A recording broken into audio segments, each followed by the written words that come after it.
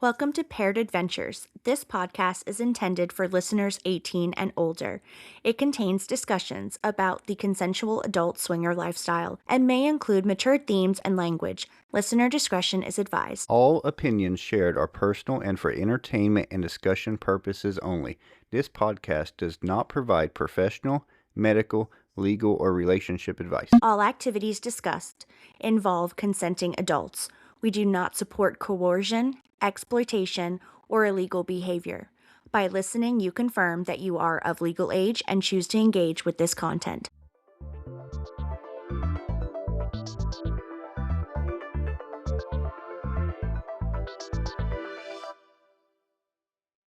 Hey there, sexy listeners, and welcome back to Paired Adventures. This is Veronica. And Philip.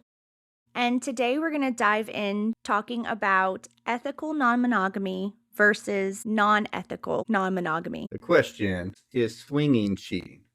Yeah, is swinging cheating? So let's dive into the differences between monogamy, non-monogamy, and ethical non-monogamy because there's three different types here. Yeah.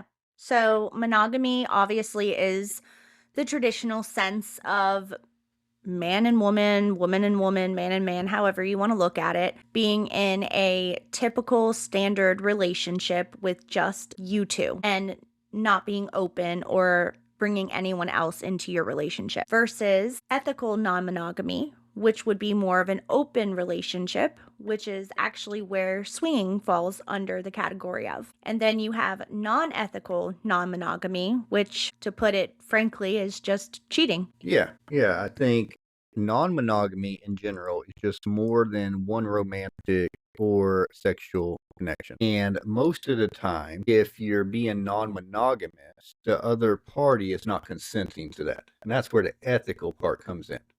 Right, because ethics is about honesty. Right, so think about two people that are dating, and one person is dating multiple people, but the other person doesn't know about that. So one person is practicing non-monogamy without the ethics, while the other person's assuming this is a monogamous relationship. Yeah, that's a good example. Right. So how would you turn that into something ethical? So turning that into something ethical would be having a sit down over dinner maybe, or when you're out, and just being honest with the person that you're currently dating and saying, hey, I know we're seeing each other, but my options are still open and I'm going to be seeing other people until I'm sure that you're the person that I want to exclusively be with. And if that person consents to that, then they're almost in an open relationship at that point. Right. But it's ethically done because both parties are aware that other people are involved in their relationship in a sense, or with their partner. Right. So I think what you're saying is ethical non-monogamy requires consent, honesty, and communication. Yes. Whereas just non-monogamy, kind of that gray area where the other party may or may not know. Maybe it's like that don't ask, don't tell. Not really clear. Yeah, it's vague. It's vague. And there's no boundaries in place. So in ethical non-monogamy, typically there's rules or boundaries like, hey, yes, you're open to play with this person, this couple, this other sex, right? Mm-hmm. Because it was a communication and a conversation that took place. Yeah. And at the end of the day, the major difference in those two types of relationships, whether it's ethical non-monogamy or non-monogamy, is that regardless of whether or not you're open, it's all about the transparency and the honesty. Mm-hmm. And that's where swinging comes in. Because when you're in the swinger lifestyle or swinger relationship, most people, I would say all the ones that we know, have boundaries. They have communication. They talk about it. They know what their rules are. They know what they're doing, and they have consent. Yep. So cheating isn't really who you sleep with. No, it's more about who you're going to lie to. Why is swinging not cheating, though? Can we break that down a little bit further? In my opinion, swinging is not cheating because it revolves around consent. Both partners are actively consenting. Yes, and there are boundaries made, there's rules that are followed, and there's also multiple check-in opportunities. No secrets, no sneaking around, no deception, Right. because you're doing it together. Even if it's, and there's multiple different parts of the swinging lifestyle. Some couples play alone, some play together. But I think in all of those situations, your partner knows what you're doing. Yeah. I mean, keep in mind, cheating stems around secrecy. So as soon as secrecy becomes a factor, then you go outside of the ethical part of the relationship. So you can very quickly go from being in an ethical non-monogamy to just non-monogamy. Okay. But why does swinging get labeled as cheating so often? I think that's just because people don't really understand the difference between the terms, and they just take non-monogamy as as the umbrella term, which covers all relationships that may be open, and it includes relationships that may not be ethical, and they just kind of lumps them all together. And so people just assume, well, you're swinging and that just is your way to cheat. And people think that monogamy is like, I guess, the gold standard of relationships. That's what we're taught. So everyone automatically thinks about just being in a monogamous relationship from the time they're young. They've seen it probably in their own household and in the schools and the churches, on TV, all the movies. I Well, mean, it's everywhere. it's from the beginning of time. Right. Well, in a sense, I guess. You can't populate the world with just two people. And well, we're not doing that right now. So monogamy is the only relationship style that people expect to work without talking about other lifestyle. Yeah, and I think that there's just such a taboo associated with open relationships. Even still to this day, I think a lot of people just envision that 1950s lifestyle of a husband and a wife. And the reality of it is that, it's not the 1950s anymore. And even back in the 1950s, you can talk to people, like older people, and you can listen to their stories. And some of them, they hadn't even been in a sexual relationship prior to getting married to the person that they married and then they were with for 50 plus years. I mean, they didn't have sex until their wedding night. Mm-hmm. And I mean, I can't speak for everyone else, but how awkward is that? Like, you wait until you marry this person and then you have sex for the first time, and what if it's Yeah, what if you're not compatible yeah, and then sexually? yeah, you're not sexually compatible. And I mean, this is the person that you live with and spend the rest of your life with, and that's all you ever get to experience or know. I mean, that in a sense is a little depressing. I mean, and don't get me wrong, there are plenty of people that have been married for 50, 60 years and they're very happy, and that's the way that they got started. And that's wonderful. Yeah, I don't want to discount anyone's relationship if that's what you want to do. If you want to be in a monogamous relationship, then by all means, that's what you need to do. If that works for you and your partner. If you're considering non-monogamy, why don't you explore ethical non-monogamy instead of just going outside of your marriage and emotionally or physically cheating? Right. Just communicate about it, talk about it, get consent, and maybe even involve your partner in whatever your fantasies might be. Yeah, because everybody has different fantasies and different desires. And this is coming from a couple that spent a good majority of our relationship in a traditional monogamous relationship. Yeah, a good part of it. Okay, so why don't we talk about gray areas in an open relationship? Okay. So let's talk about emotional affairs. Okay. We'll take the sex part out of it Mm-hmm. and just talk about emotions. So, how do you deal with the difference between physical and emotional? What are your thoughts on that, Philip? How do we deal with it? Or do you think that that's a gray area? That's a gray area.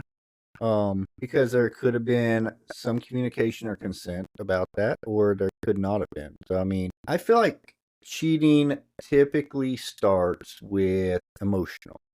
Like, I don't know anyone that's just gone out and just slept with someone. So, I think that starts with an emotional connection, right? I mean, yeah. Although, I mean, you could be at a bar, Could be. could be out at a bar drinking and then just hook up with someone. Yeah, absolutely. That could happen. So, I think the problem with emotional affairs would be whether or not that crosses a boundary. And if it violates your agreement, if there's any type of secrecy or intimacy, whether that's emotional or physical, if it violates the agreement, then that puts you in a gray area because technically if you're emotionally involved in a relationship with someone, even without sex, it doesn't matter if it violates what you guys agree upon. Right. So would that be a gray area, or is that pretty cut and dry? I think it's a gray area if you have a relationship where you consent to have other relationships where emotions are involved. But if Okay, you don't agree, like a poly yeah, like a poly relationship. relationship.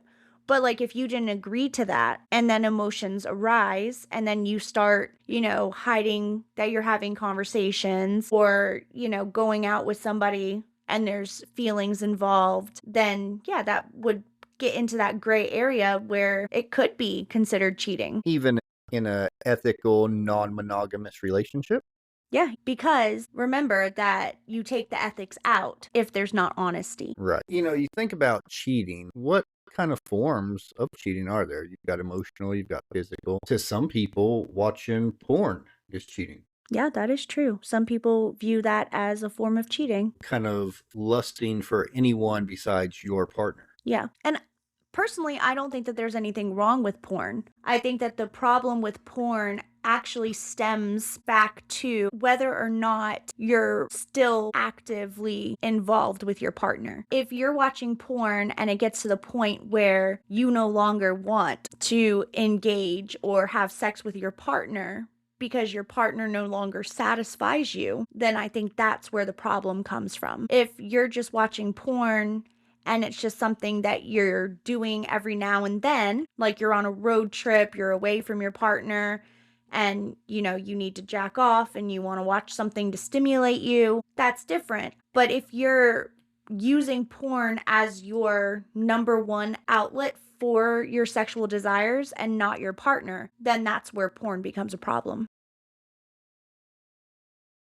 Would you agree with that? I would agree with that. I think that anytime anything gets in the way of your relationship, that's kind of a problem. So if you're using porn and you're addicted to it to where you're not engaging it with your partner and you're doing that on a daily basis, or I mean, it doesn't really matter how often it is, as long as it's affecting your relationship and your intimacy with your partner, then I would say that's where it becomes a problem. I don't consider it cheating, No. even in that sense. Like if you're not engaging with your partner, I still don't consider porn cheating. I just think that that's where it's going to cause a problem in your relationship.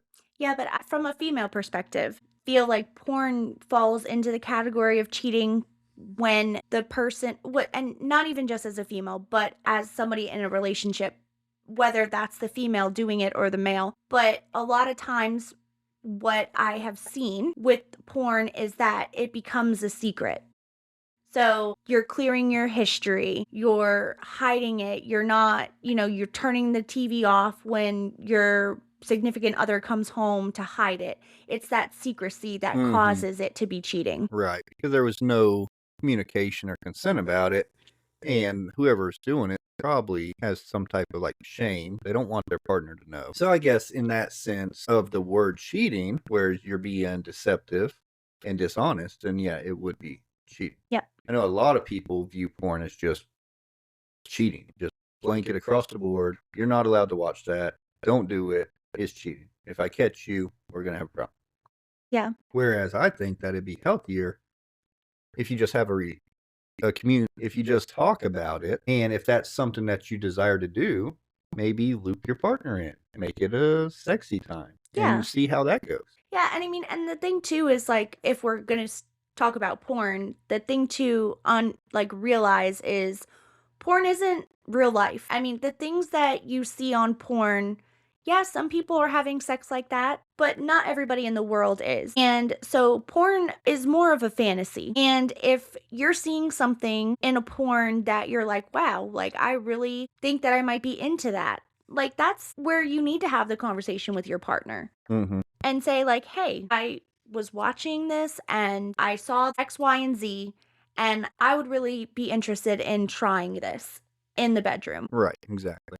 But also being realistic Yeah. Because, I mean, some of those things that you see, they're Let's get real. Like half of it is staged, more than half. It's not realistic. Is it fun to watch? Yeah, but don't set your expectations that your sex is going to be a porn flick. Okay, so we're off topic a little bit here. When does swinging become cheating, or can it become cheating? I think the answer isn't black and white. I think that any relationship, whether it's swinging or open or closed, any relationship in which you're not being 100% honest with your partner can easily become a relationship in which someone's cheating. Right. So part of the ethical non-monogamy lifestyle is that consent, that honesty, and that communication. So when you become deceptive, and that can happen to a swinging relationship. Yeah. But I don't think the blanket statement of, well, swingers are cheaters or you're just using this to cheat on your partner, I don't think that really applies. I think it's those rare situations where something has gone too far and now you've stepped into a position where you're being deceptive or dishonest. And that's when swinging could turn into cheating. But I don't believe it starts as cheating. No. It starts as a communication. Like for us, we talked about before. It was like a year of talking about it before we actually did anything. Yeah. And even 4 years in, we still have to check in with each other. Yeah, absolutely. I mean, I think that's part of the lifestyle is that constant communication and checking in with each other, making sure, hey, like this was okay last weekend, but is it okay this weekend? Yeah. And kind of talking about things before you get into those situations. Yeah. And sometimes situations happen and you might not think that you would be uncomfortable. And then when the situation arises, or maybe it's something new that you try, and then you realize, well, you know what? Actually, like I wasn't very comfortable with this situation. Hmm. But if you don't discuss that, then it falls back on communication. Communication is the biggest thing. And sometimes it's hard to do. It is. It's like bending the rules just once and then trying to continue to bend them. That could cause a problem. So I get what you're saying. You're saying basically that sometimes you get in situations where you might have thought going in that you were comfortable, but then throughout that something might have changed, or you realize that it's not something you want to do. And maybe an example is like playing alone for the first time. Yeah. You might think that, okay, yeah, we've talked about it, we've consented, this is what we're going to do. And then you get in that situation and you're like, yeah, this isn't really what I want. Yeah. Like it doesn't feel good. But still, even in those situations, like there was consent and communication and honesty. So even there, you're still not cheating. No, you're not cheating. You just have to talk about it.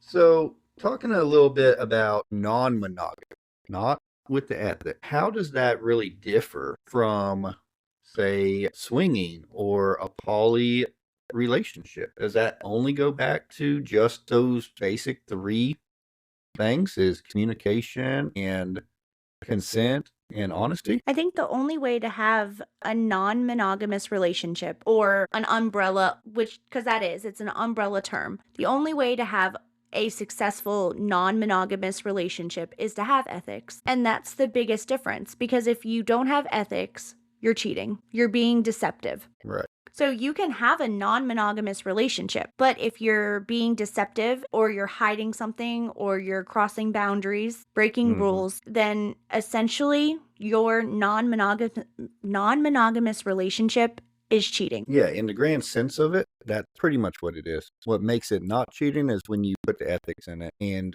your partner knows and you guys have communicated and you talked about it and there's honesty. And that doesn't mean you have to give them every detail if that's not what they want. Yeah, exactly. That's something that has to be discussed. So, for example, if Philip wanted to go out and play by himself and I wasn't going to be involved at all, I may say, yeah, you know what? Go out, have a good time, but I don't want to know the nitty gritty of it. Hmm. Not because he's cheating or because he's crossing boundaries, because he knows what the rules are, so he would follow the rules. But it's more of, I don't have to always be able to put a face and a name to who he's with or know every detail of what he's done or anything like that. Like, Sometimes it's more of like, go and have a good time, but like, don't kiss and tell. Yeah. All right. So let's talk a little bit about jealousy because I think that's still part of all of this. Jealousy is real and it can come into play at any time, whether it's in a monogamous relationship, non monogamous, or even ethical non monogamy. Yeah, I mean, jealousy is a real thing and it can happen to the best of us. I mean, even like I said, 4 years in to the swinging lifestyle, and we still have moments of jealousy. So, what is the fear beneath jealousy that kind of drives people? Like, where does that jealousy stem from? I think jealousy stems from your own self-worth. So if you have like lower like self-esteem, or you just don't feel like super confident, not necessarily like in your relationship, but like even just anything could like bring up jealousy. Jealousy could be, I don't feel super confident about my body and this other person has a better body, or you don't feel confident about, when you look over at this guy's dick and then you look down at yours and, you compare yourself to other people. And so that comparison can bring up jealousy. And I think some of the things you've been through in the past could bring up jealousy, Oh, yeah. Like, like maybe abandonment. yeah. Or you've been in a relationship where you've been cheated on. Jealousy can happen in all of these different types of relationships.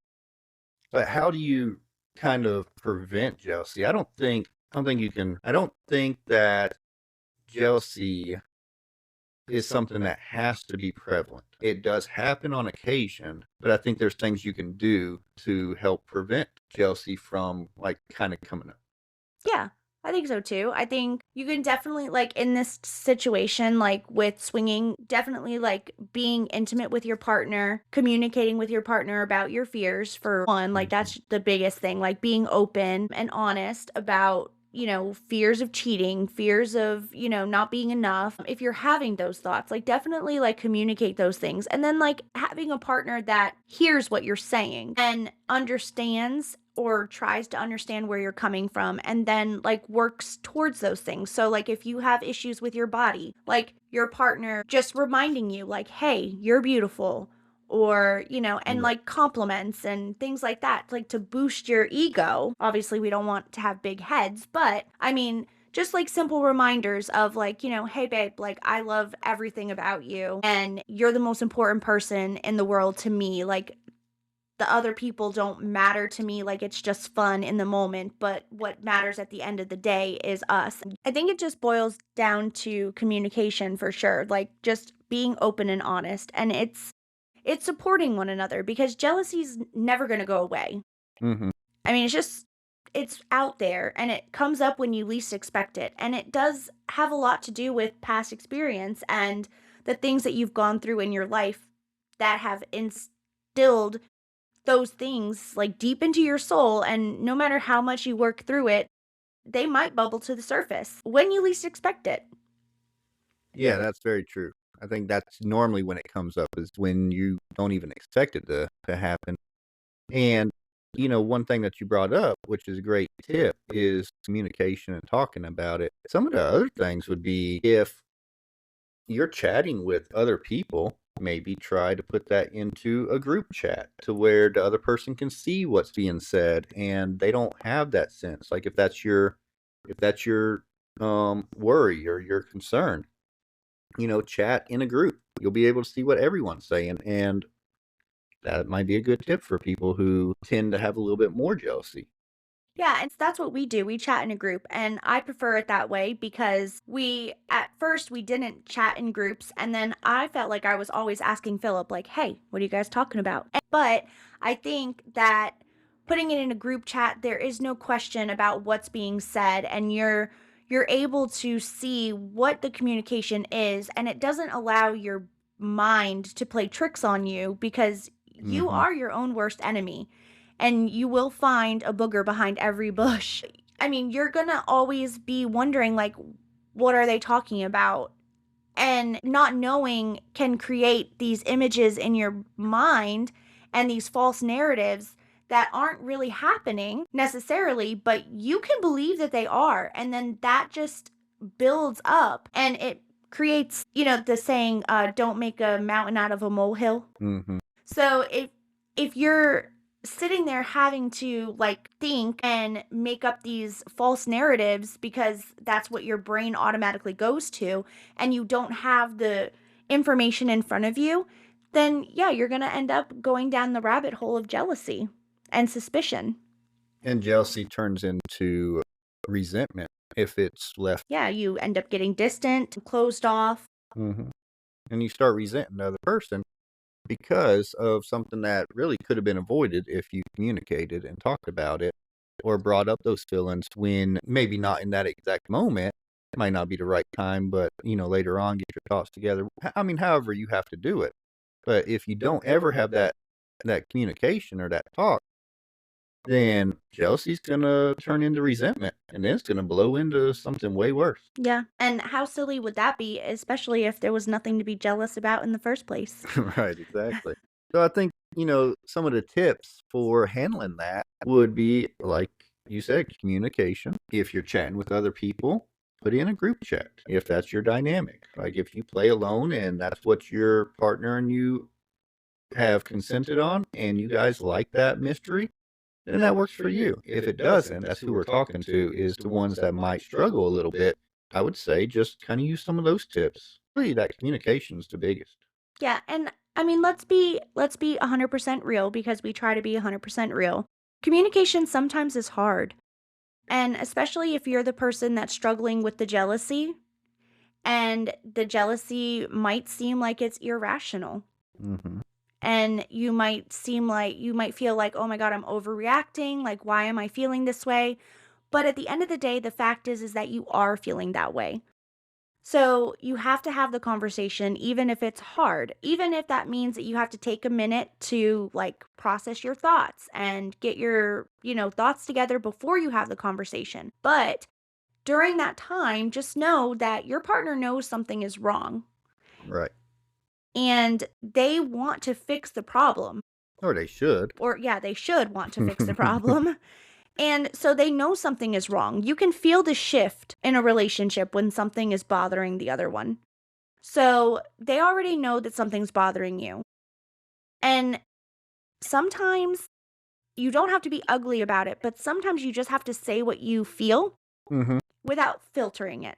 Because a Right. lot of times we want to filter it. We want to say it in the nicest, cleanest, most professional way. And you don't want to seem like you're being petty or psycho or, all the labels that people put on you. Hmm. But it's still hard because when you have these conversations, you do have to be vulnerable. Right. And I think you learn that through communication in any relationship. And I mean, we communicate now way more than we did in a monogamous relationship. Yeah, we do. We do, for sure. We do. So, something along them same lines is just came into my mind here. Can something be consensual but still hurtful? Yeah, definitely. Yeah, I think that it can be consensual but still hurtful. And I think sometimes it could surprise you that it's hurtful. Right. And I mean, maybe that's a hard question. It just kind of popped into my mind there. But I'm thinking like maybe if the look you're giving someone is something that your partner doesn't really like. The situation was consensual, but maybe one person took it a little further or got caught up in the moment and I don't know, maybe they're flirting a little too hard. Some of those things can still like I guess get hurtful. Yeah, okay. So let's just play a scenario out. Okay. So say that you're in a swinging relationship and you're in a setting and your partner is not really like a flirtatious person, Mhm. right? Like at home, like they're not like super lovey dovey or like they don't like kind of like kiss on you or like show like that kind of Right, like that PDA. like playful Yeah, PDA kind of stuff, right. playful PDA Yep. stuff. And now you're in a situation with another couple Mhm. and your partner is very openly flirtatious and is like touching, let's just say it's a male partner. So your male partner is with another female and he's touching her or like kissing on her and, doing things that are not outside of the norm, but like outside of the norm for him. Right.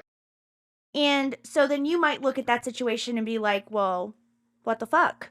Yeah, I mean, Like, you you're don't do not that like with that me. with me. Right. Yeah. And so then that might plant like this seed of doubt in your mind. Mm-hmm. Like, why are you doing this with her, but you're not like that with me? Right. So I think, yeah, it could be consensual. Like, you consented to be in this situation. You consented to be with Mm-hmm. this other couple. You consented to, going out and having a good time, being sexual, doing everything XYZ. But now all of a sudden, the actions that you're seeing happen are hurting you because you don't understand why that's happening Yep. now and not with you. Yeah. I actually saw a very similar post from one of those anonymous posters on like the swing group, and it was something like that. Been in a relationship for a really long time, and their partner no longer like shows them that type of playful affection, or like they don't grab their butt when they're walking by or flirting or kissing on them and stuff. And then they went to their first lifestyle party, and that person, like, a light switch flipped completely different, and that kind of bothered the other person. So they were consenting to be there together, but the other partner still got their feelings hurt just a little bit. Yeah, and that could just be in the spur of the moment, like it's something different, it's something new. Mhm. I mean, and you kind of look at it as like dating, right? So when you're going out for the first time with someone and you hit it off and there's chemistry and, things are flowing, like sometimes like you start to feel really good and, flirting happens and you might feel a little more flirtatious. But if you don't bring that up with your partner and say, "Hey, I want to talk about this. Like why were you so flirtatious with so and so, but I feel like you are not that flirtatious with me?" Mhm. And it might not even be intentional. It might just be something that happened in the moment. Right. And that conversation might be hard to have, but if your feelings are hurt about something, the other person doesn't know that your feelings are hurt if you don't express that. And they can't fix the problem if they don't know that they have something to fix. So it still falls back on communication. Yeah. It always circles back to that somehow. So, for you, thinking about, we were in a monogamous relationship for 12 years, swinging for the last 4.5 ish. For you, has your definition of cheating changed at all? Because I would, and the reason I say that is because when we first got together, you definitely would have assumed any type of non monogamous relationship was cheating. Yeah, I would agree with that. I think for sure my definition of cheating has changed. I think that there's a difference between being open and honest in a relationship and doing other things opposed to being in a relationship whether it's open or closed and being deceitful. I think if you are being deceitful, that's cheating. If you're Mm. being clear and honest and open about what you're doing or what you're feeling, then I don't think that that's cheating. Now, if you are open and honest with how you're feeling and we talked about it and you said that you wanted to do whatever it is that you wanted to do and I wasn't consensual to that and then you still went and did it, Right. then you're still cheating even though you communicated. Right, exactly. Because it's the second part of that communication is the consent.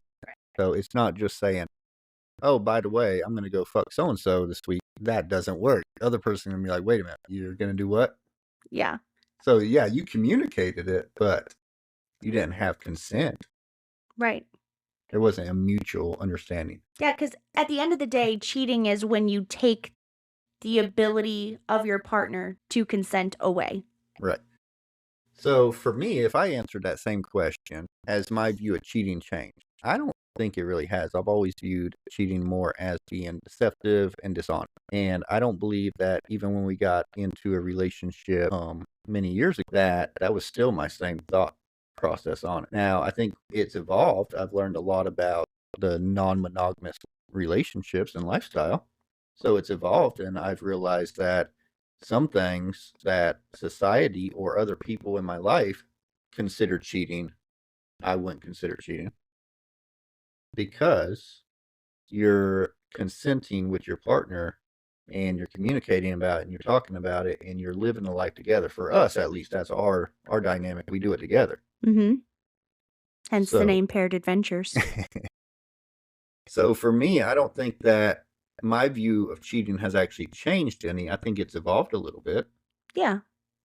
but I've always thought that the definition of cheating is just being dishonest and deceptive. Yeah. Because at the end of the day, that's what cheating is. It's the secrecy. Right. So I mean that circles all the way back to the original question. So is swinging really cheating? And I still stick to my original answer that no, it's not, because of all those things we've been talking about. Yeah. We communicate, we have clear boundaries, there's no vagueness to it. Mm-hmm. Now, does that mean that sometimes we get into a situation that one of us isn't comfortable with? Yeah, absolutely. It happens. It happens. Yeah. And I think that's going to happen throughout your own journey. You don't know if there's something that you get into that how you're going to feel about it until you're basically in it. Yeah, sometimes. But goes back to communication. I feel like we're going to beat a dead horse. If you don't communicate, then you're Right. going to have issues. Yep. So swinging is not cheating when it honors your agreement. Yeah. And, swinging could turn to cheating if it violates that agreement. Absolutely. And that's with any relationship. It doesn't have to be a swinging relationship. No, even a monogamous relationship. If it violates that trust or that agreement that you guys have, your boundaries, because even a monogamous relationship has boundaries. They might be unspoken. You've never talked about it with your partner. But when you got in that relationship, you had these set boundaries that, hey, you're not going to go and sleep with this person or, some random person. You're not going to go and kiss someone. You're not going to go out and have drinks after work with the opposite sex. Yeah, I mean, and it Right. could be like silly things like, I don't want you to go to Hooters. Right, exactly. I mean, it could be, just little things. I mean, if those are your boundaries, then you have to respect whatever the boundary is. Mm-hmm. Yep. But monogamy does not prevent cheating. No, doesn't prevent it. So keeping someone on, lock and key or, right there following your exact rules or even the rules of that relationship is not going to prevent someone from stepping out. Yeah, and I think that that brings up like another great topic too, is that pressured consent is not the same as consent. So going into something and saying, well, if you want to stay married or if you want to be with me, then you have to let me do Good point. XYZ. Right. That's not consent. Consent is not pressuring someone into saying yes, because if you're using that mentality of, oh, well, if you want to be with me, then you're going to let me do this. No, because then someone's consenting because they're in survival mode. That's a great point. I didn't think of it like that, but absolutely. That happens way too often in relationships where you're given an ultimatum, basically. Mm-hmm. And that's not fair to the other partner. And the other partner doesn't want to lose your, maybe that emotional relationship or that physical or financial, whatever it is. Yeah. So they consent, with air quotations here, to this, even though they're not really okay with it. Right. And then that just leads to a whole slew of problems because then there is jealousy, there's the feelings of inadequacy, there's so many things that go with that. So consent is not the same as consent that's coerced. Right, exactly. That's a good point. So cheating isn't really about how many people are in your bed. It's about whether anyone feels betrayed when the lights come on. Yeah. I mean, that would be a good way to put it. What's that saying? What happens in the dark will always come to the light. So to kind of circle back, wrap everything up, we talked about the different types of relationships, and each relationship is going to be structured slightly different. So even if it's a monogamous relationship, you could be strictly monogamous and you guys still do slightly non-monogamous things together, like maybe watching porn. That might be the extent. And you do that together. And you can go into a non-monogamous relationship and an ethical non-monogamous relationship. And each one's going to be structured slightly different. So, what we talk about today might not really suit your relationship. But at the end of the day, as long as you're communicating about it and you guys are talking, then you can avoid the whole cheating scandal. And I Yeah. think that one of the great things about the lifestyle is that you get to express your desires and you get to live those out without stepping outside of your relationship. Yeah, I think that would be a great way to explain it. And, this episode isn't about convincing you to be monogamous or non monogamous. It's basically about recognizing that ethics live in truth and not tradition. Yeah. So you can have multiple partners and still be ethical. You can have one partner and still betray them. The difference is honesty. So if this episode made you uncomfortable, good. Yeah. That's where growth starts. Yep. Get out of that comfort zone. If it made you feel seen, you're not alone. Hmm. And until next time, stay honest, stay curious, and stop letting fear define your relationship. Stay paired. Stay paired. Bye.